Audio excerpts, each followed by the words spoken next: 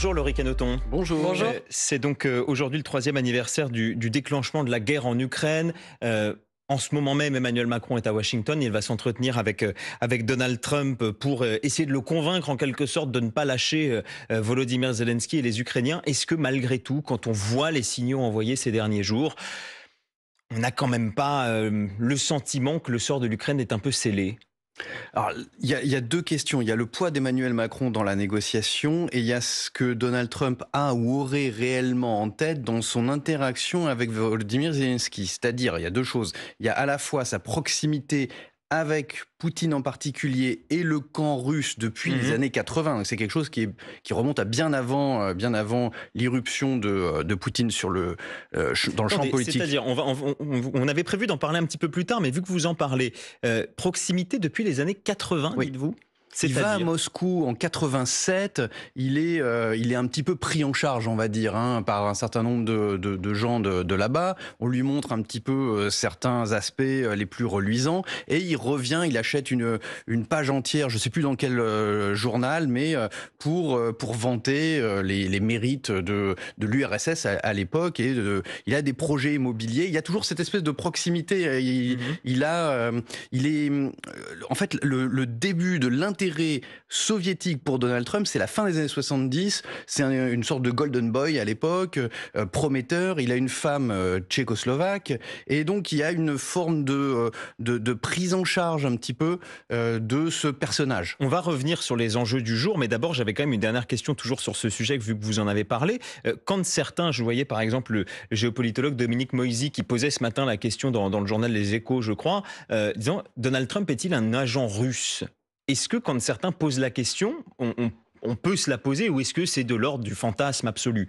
Mais c'est une vraie question. C'est-à-dire qu'on ne peut pas le rejeter. C'est-à-dire qu'il y a une forme de proximité. Il a été travaillé pendant des années et il est réceptif à un certain nombre d'arguments. Il est réceptif à une personnalité qui est celle de Vladimir Poutine également. Il est proche d'un certain nombre d'autocrates. C'est un style de gouvernance qui lui plaît. Donc il y a quelque chose qui lui plaît là-dedans. Mais il y a aussi une sorte de parade nuptiale d'une certaine manière avec Zelensky qui porte non pas du tout sur les aspects de ce que Emmanuel Macron peut négocier ou pas, mais sur l'exploitation du sous-sol ukrainien. Oui. En fait, l'essentiel du débat, il est là. Et il est dans, non pas seulement si il va aider ou pas, mais selon quel terme. Et justement, financier. Ce rapprochement affiché très rapide de ces derniers jours, de ces dernières semaines, est-ce que ça sert à Donald Trump de moyen de pression justement sur l'Ukraine ? Vous parliez de ces terres rares. Eh ben c'est une des grandes questions. C'est qu'il y a une première partie qui est plutôt la sincérité de sa propension à aller du côté de Vladimir Poutine. Ça, c'est pas quelque chose qui est complètement absurde.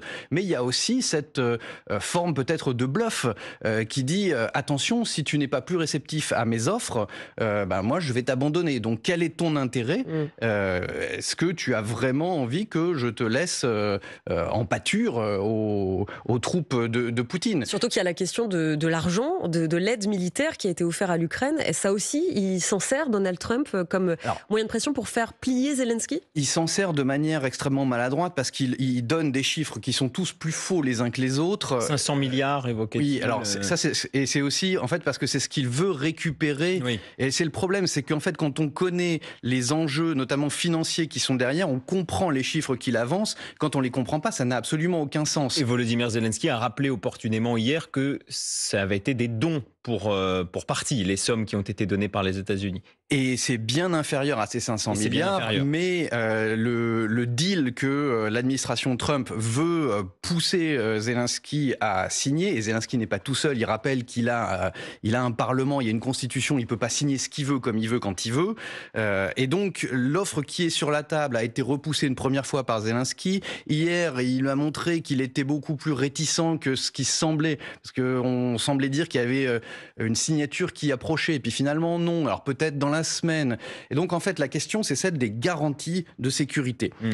Il est prêt à ouvrir et c'est pas du tout de la prédation de la part de Trump. Dès l'automne dernier, dès septembre-octobre, Zelensky va aux États-Unis, il propose au candidat Trump, mais également à Biden, un certain nombre d'offres. Il dit voilà, mon sous-sol regorge de tas de choses qui sont extrêmement profitables pour mon industrie, mes emplois, mais également pour des terres rares. Notamment dans les territoires occupés par la Russie. Oui. Kiev estime ses ressources à 350 milliards de dollars. Oui, alors c'est peut-être un petit peu généreux, et c'est ça qu'on ne sait pas exactement. C'est que dans cette parade nuptiale, il y a Trump qui envoie des chiffres qui sont peut-être un petit peu exagérés, mais il y a aussi Zelensky qui annonce des chiffres qui sont peut-être un petit peu enthousiastes également pour attirer les investisseurs. Les investisseurs, ils veulent quoi? Ils veulent l'accès aux zones et la sécurité, c'est-à-dire que tout ce qui est dans le Donbass, ils n'ont pas intérêt à ce que ce soit les Russes qui aient la main dessus, donc il faudrait que l'Ukraine récupère ces territoires-là. Et puis il y a les zones qui sont proches du front, et là il y a un intérêt vital à stabiliser pour pouvoir investir. Néanmoins, Laurie Kenneton, quand on voit les mots, quand on écoute les mots de Donald Trump, qu'on voit les attitudes vis-à-vis de Volodymyr Zelensky, traité quand même de dictateur, enfin, est-ce qu'un accord commercial serait suffisant pour que finalement Donald Trump se range du côté de l'Ukraine? En tout cas, c'est ce qu'on croit voir aujourd'hui, qu'il n'est plus du côté de l'Ukraine. Ça pourrait déclencher une sorte de mécanisme qui aurait en son sein en fait essentiellement des investissements industriels, miniers, et donc dans ce cas-là, il faudrait qu'il y ait une forme de sécurité, une forme de stabilité. Et donc ça veut dire qu'il y aurait nécessairement une forme de stabilisation des hostilités, voire de négociation avec Poutine pour récupérer certains territoires ou à minima geler le front là où il est. Et donc des garanties de sécurité pour qu'il n'y ait pas de nouvelle progression. Parce que cette nouvelle progression, c'est pas seulement la violation du territoire ukrainien, c'est la violation des intérêts américains, des intérêts économiques. Et c'est toute la question depuis Obama. Tout ne commence pas avec Trump. Obama refuse pas d'investir, mais d'intervenir en Crimée en 2014 parce qu'il estime que les intérêts vitaux des États-Unis ne sont pas mis en danger. Et donc il dit ça n'est pas de notre ressort. Oui, ça n'est pas complètement une nouveauté, c'est ça que vous dites. Voilà, il y a une continuité qu'on a tendance à ne pas vouloir voir entre Obama et Trump sur le désengagement, la non-intervention ou sur une plus grande sélectivité des territoires d'intervention. Et c'est dans ce contexte que Emmanuel Macron est à Washington aujourd'hui pour parler avec Donald Trump, pour parler de l'Ukraine. Peut-il encore, selon vous, éviter le pire? Le désengagement total? On se demande un petit peu quel est le rôle et le poids d'Emmanuel Macron dans ce que j'appelais cette parade nuptiale sur le sous-sol ukrainien. C'est-à-dire que ça a l'air très loin de ces enjeux, de ce qui est en train de se négocier entre les émissaires de Trump et le gouvernement de Zelensky. Ça a l'air presque hors sujet d'une certaine manière. Mais certains parlent aussi d'une opération de la dernière chance. Est-ce qu'on est un peu de cet ordre-là? Emmanuel Macron est un petit peu mis en difficulté dans le domaine national, on va dire, pour rester charitable, et donc il joue sur le domaine réservé. Il essaye de se montrer comme étant à la pointe de la diplomatie européenne à une époque en plus où l'Allemagne est un petit peu se cherche, on va dire. Donc c'est un coup de com' selon vous, c'est ça? Il y a une partie com, parce que de toute façon il y a toujours une partie com dans la politique d'à peu près tout le monde, mais il y a aussi cette volonté d'incarner le leadership européen. Donc pourquoi pas? Donc vous imaginez qu'Emmanuel Macron puisse aller, c'est le cas à Washington aujourd'hui, pour ne rien obtenir et donc quelque part presque être humilié par Donald Trump? De toute façon, il y a une chose, c'est que si j'étais un conseiller de Trump un petit peu taquin, je dirais à mon patron de l'accueillir en lui demandant « Et alors, avec l'Algérie, ça se passe bien? Et t'as toujours le même gouvernement cette semaine ?» Ou voilà, il y a un certain nombre de domaines sur lesquels, par exemple, l'attaque de Mulhouse, c'était dans les breaking news de CNN. Donc ces choses-là se savent aux États-Unis pour qui ouvre un peu les yeux. Donc il y a un certain nombre de domaines de fragilité sur les OQTF, sur l'Algérie, sur un certain nombre de domaines où il peut très bien mettre le doigt où ça fait mal pour dire à Macron... Mais alors attendez, on va quand même dire clairement les choses. Ça veut dire qu'il n'y a, du côté d'Emmanuel Macron, et donc d'une certaine façon en élargissant du côté des Européens, quasi aucun moyen de pression sur Donald Trump? Le problème des Européens, c'est qu'ils sont extrêmement divisés. Et le problème des Européens, c'est qu'en fait, il y a deux structures. Il y a l'UE, qui est la structure, et puis il y a cette espèce de structure un petit peu hybride où on voit que ceux qui sont le plus déterminés avec Macron à potentiellement envoyer des troupes, ce sont les Britanniques, qui ne sont plus dans l'UE justement. Les Polonais sont aux premières loges, donc ils sont un petit peu plus réticents à provoquer l'ire de Moscou. Les Allemands sont empêtrés dans leur élection et dans leur coalition qui reste à déterminer. La dernière fois, ça avait pris 70 jours et c'était un record de rapidité. Donc on sait que pendant les 2-3 prochains mois, l'Allemagne va se chercher et donc ne sera pas véritablement en mesure de peser réellement. Donc on se demande un petit peu quel est le poids de l'Europe. Et donc Macron a un rôle à jouer parce qu'il y a une volonté affichée d'unité. Est-ce que Donald Trump la prend en considération? Est-ce que ça peut aussi peser ce que montrent les Européens? Là où ça peut peser, c'est que Donald Trump, comme Obama en son temps, considère les Européens comme des passagers clandestins qui se reposent sur les États-Unis au niveau de la défense. Et donc, c'est une façon de dire, vous pouvez vous débrouiller un petit peu plus vous-même. L'Ukraine, c'est en Europe, c'est pas en Asie, c'est pas en Afrique, donc c'est votre domaine. Donc, vous investissez un petit peu plus. Nous, on se désengage financièrement, sauf si on s'engage parce que ça nous intéresse au niveau minier. Et ça, c'est l'autre domaine. Mais Emmanuel Macron y va également parce que il y a un domaine qui est connexe, qui est le domaine du protectionnisme et des droits de douane de Donald Trump. Et donc, comment essayer de négocier une forme de terrain d'entente à la fois des États-Unis vis-à-vis de l'UE en tant que marché, mais également de la France en tant qu'exportateur d'un certain nombre de produits potentiellement visés par Washington. Et ça tombe bien puisqu'on va parler de ces deux sujets, les conséquences pour les alliés des États-Unis de ce désengagement, mais aussi les droits de douane. On va en parler dans la deuxième partie de ce 8h30 avec vous, Loïc Henneton. D'abord, le fil info de 9h moins le quart et c'est Laura Dulieu. Emmanuel Macron est arrivé à Washington où le président français compte faire des propositions sur la paix en Ukraine à Donald Trump, alors que le président américain dit vouloir récupérer l'argent de l'aide américaine à Kiev. Kiev où plusieurs dirigeants étrangers se retrouvent aujourd'hui pour réaffirmer leur soutien à l'Ukraine, 3 ans jour pour jour après l'invasion russe. Volodymyr Zelensky salue ce matin 3 ans de résistance ukrainienne. Le procès d'une des plus grosses affaires de pédocriminalité s'ouvre aujourd'hui à Vannes, celui de Joël Le Squarnex, ce chirurgien accusé d'avoir violé ou sexuellement agressé près de 300 enfants dans une douzaine d'hôpitaux, le tout sous couvert d'actes médicaux entre 1989 et 2014. Joël Le Squarnex déjà condamné en 2020 pour viol et agression sexuelle sur 4 enfants, dont 2 nièces. Mohamed Amra sera transféré en France d'ici 1 mois. Le narcotrafiquant accepte d'être extradé après son arrestation en Roumanie ce week-end. Mohamed Amra, qui était en cavale depuis mai 2024 après s'être évadé dans l'Eure, 2 agents pénitentiaires avaient été tués par le commando de cette évasion. France Info. Le 8h30 France Info. Victoria Coussa, Adrien Beck. Loïc Henneton, spécialiste des États-Unis, maître de conférence à l'université Versailles-Saint-Quentin et l'invité du 8h30 France Info.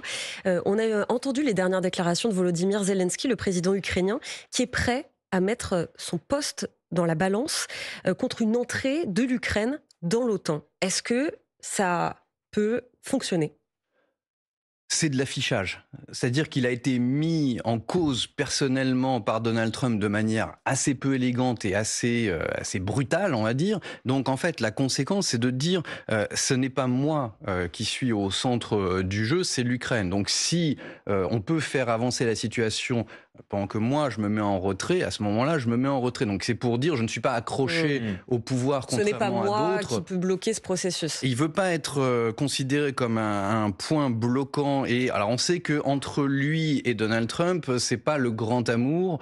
Leur relation est assez complexe. Elle remonte à avant le Covid, pendant le premier. Expliquez-nous peut-être pourquoi cette relation. On a l'impression quelquefois d'une détestation de Donald Trump envers Volodymyr Zelensky. Oui, alors là où Zelensky arrive véritablement sur le radar des Américains, c'est quand sort cette conversation téléphonique entre Trump et lui, où Trump lui dit écoute, je conditionne mon aide financière au déclement de poursuites contre Hunter Biden, parce qu'on est en 2019 à ce moment-là. Le fils de Joe Biden. Et la grande crainte de Trump, c'est que Biden se présente, il faut le décrédibiliser.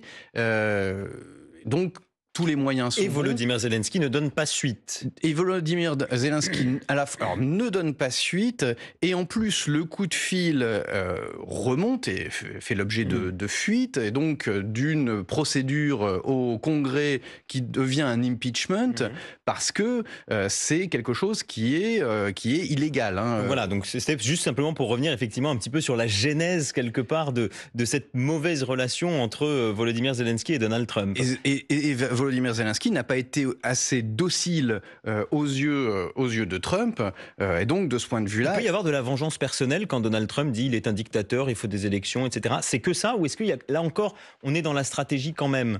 Il peut y avoir un peu des deux, mais ça dépend du dosage. C'est-à-dire que quand il n'aime pas quelqu'un, il n'aime pas quelqu'un. Il détestait Angela Merkel, par exemple. Il y a un certain nombre de leaders qu'il admire de manière instinctive, notamment parmi les autocrates. Et il a une espèce de respect teinté d'admiration. Et puis, il y a des gens qui sont soit faibles, soit un peu retors, soit qui sont pas assez dociles à ses yeux. Comme Emmanuel Macron, vous pensez, vous le mettez dans cette catégorie? Alors, Emmanuel Macron, c'est un petit peu particulier. Il y a le côté... ça évolue dans le temps. Il y a le côté bromance, c'est-à-dire il y a le fameux 14 juillet où Emmanuel Macron lui offre un défilé militaire, et alors Trump a des étoiles dans les yeux, il veut son défilé militaire. Donc ça, c'était très habile. Et récemment, la réouverture de Notre-Dame, où Donald Trump a été convié en plus. Oui, et alors qu'il n'était pas encore président en exercice, donc tout ça était assez habile. On a vu ces poignées de main qui n'en finissent pas, où la testostérone coule à flot. Donc de ce point de vue-là, il y a une volonté à la fois de se mettre en scène, mais également de montrer qu'on est au même niveau. Et en même temps, pendant la campagne américaine, Donald Trump ne manquait pas quasiment tous les jours de faire sa petite imitation d'Emmanuel Macron en disant que les leaders européens, dont Macron, lui disaient non mais on peut pas faire ça, et lui il le faisait quand même parce que c'est un grand transgresseur, il est disruptif, et puis il ne se laisse pas impressionner par les Européens, par les autres, et notamment par Emmanuel Macron. Donc il faisait ces petites imitations d'Emmanuel Macron avec un accent étrangement prussien d'ailleurs, et il se moque de lui de manière quasi quotidienne pendant la campagne. Aujourd'hui, ça semble s'être calmé quand même, ces attaques. Si quelqu'un se moque de vous pendant 3 mois, quasiment tous les jours, vous pouvez dire non, mais c'est du passé, tout ça, mais enfin, vous restez quand même un petit peu humilié. Et sur le fait que Emmanuel Macron donc, soit à Washington, on en a parlé, que des représentants de l'Union européenne également envisagent d'y aller cette semaine, Keir Starmer jeudi, je crois. Bon, là encore, c'est une nouvelle fois quelque chose qui n'amènera rien, ou est-ce qu'il faudrait qu'ils viennent en proposant quelque chose à Donald Trump qui soit de l'ordre transactionnel, j'allais dire?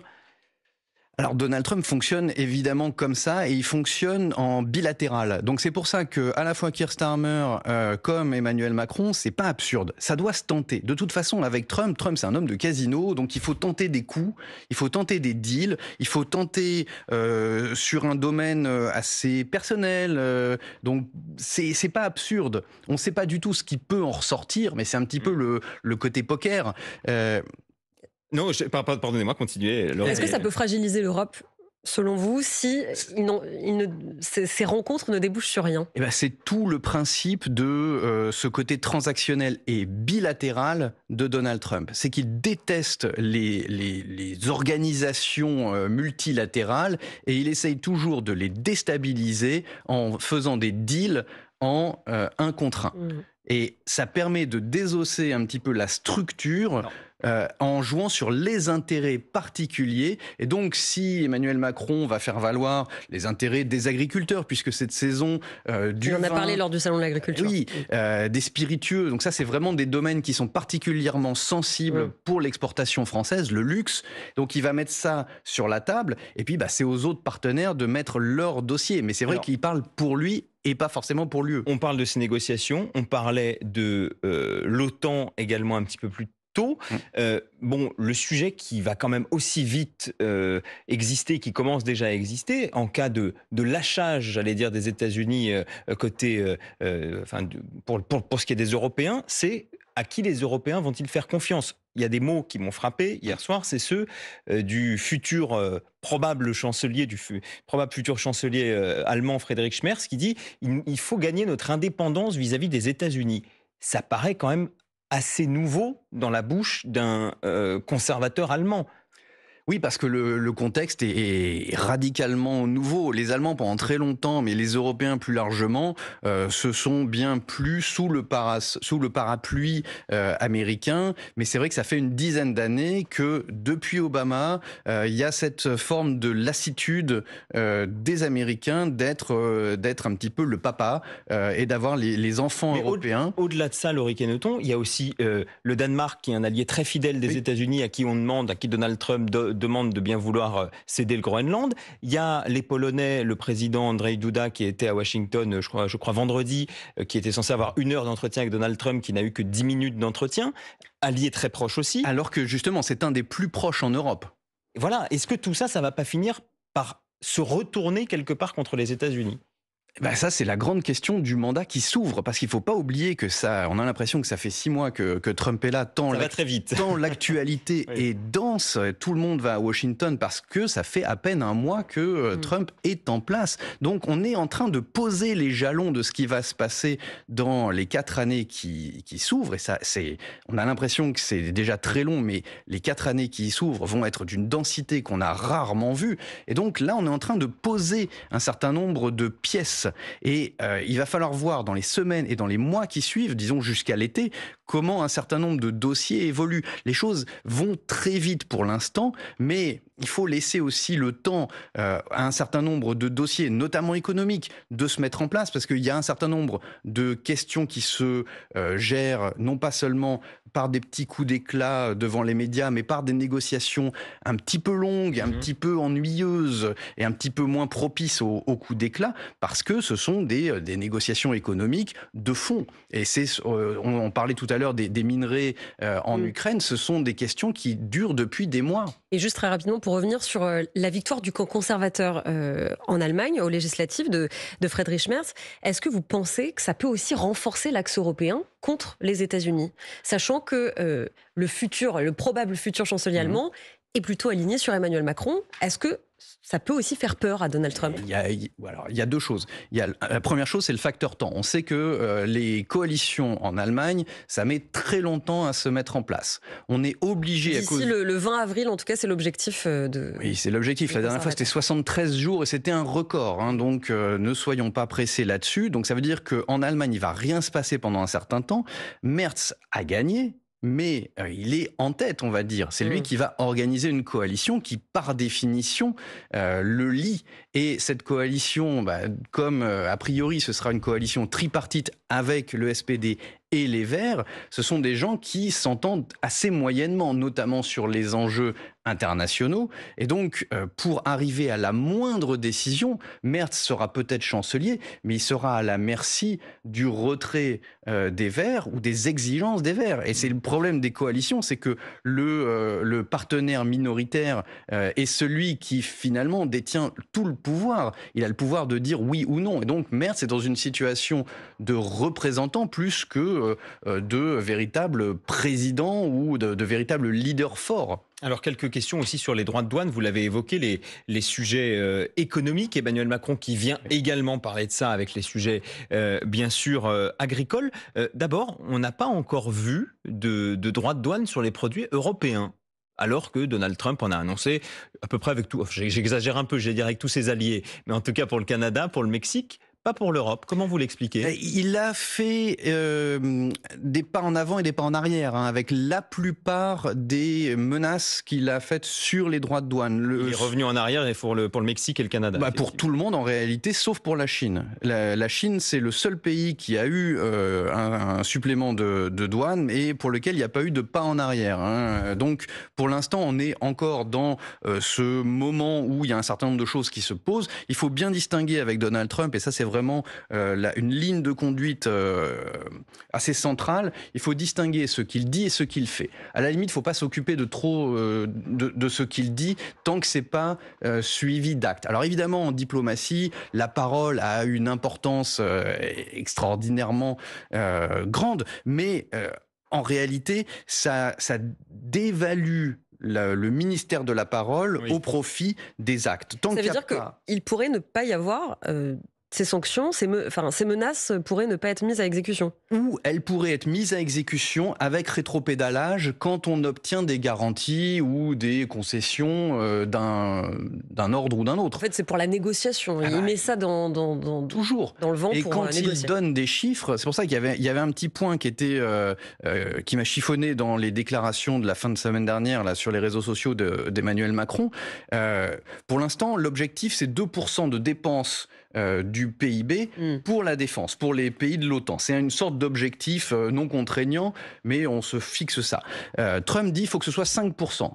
Et en réalité, à Washington, ce qu'on entend partout, c'est qu'il faudrait que ce soit en réalité 3%. Quand vous voulez une augmentation de 20%, de 10%, vous demandez 20%. Et puis vous obtenez un petit peu moins. Trump dit 5% pour obtenir 3%.